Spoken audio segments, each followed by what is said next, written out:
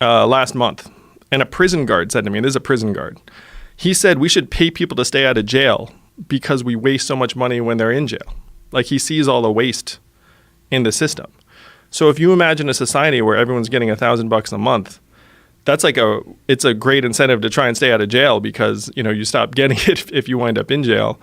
And it reduces recidivism because when you come out of jail, at least you have, $1,000 a month waiting for you, and then you're less inclined to commit a crime and head back in. How much crime do you think you'd actually prevent, though, by giving people $1,000 a month? I mean, I think most of the people that are doing crime, whether it's thievery or assault, they're not thinking this out.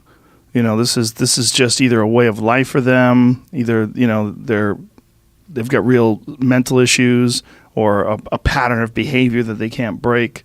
I really don't think that $1,000 a month is going to fix any of that.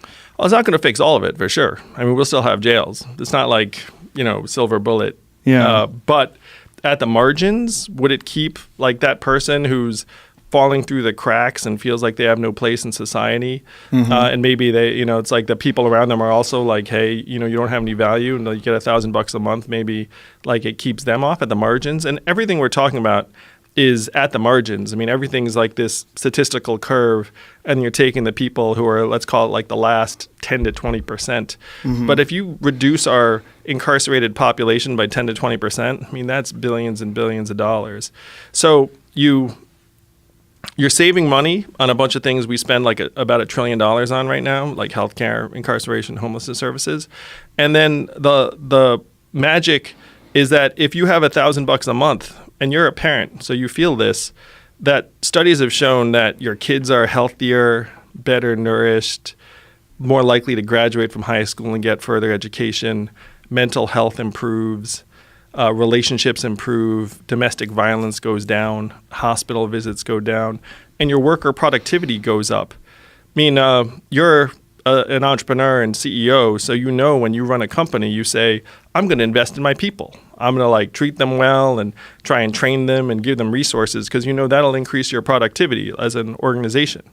In the public sector, we have the opposite approach. Where if I can just avoid spending money on you, then I'm going to somehow save money. When we end up spending that money in very, very dark, costly, counterproductive ways in the back end, because they wind up, in our institutions. And our institutions just spend a truckload of money.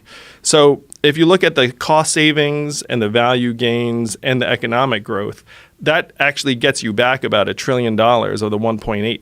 This is like the trickle-up economy because none of the money disappears. It goes right back into the economy. And the way you get the last $800 billion or so is related to what we think is happening with AI and all these advanced technologies. Because if you look at who's going to win with AI and self-driving cars and trucks, the savings from robot trucks are estimated to be $168 billion a year, just from that one thing. So the problem is that the American public is going to see very little of that money because the winners are going to be the trillion-dollar tech companies that are great at just not paying a lot of taxes. They'll move it through Ireland. Amazon will say, didn't make any money this quarter, no reason to pay taxes. And so what we need to do is we need to put in a new tax that actually gets the American public a slice of every robot truck mile, Amazon transaction, Facebook ad, and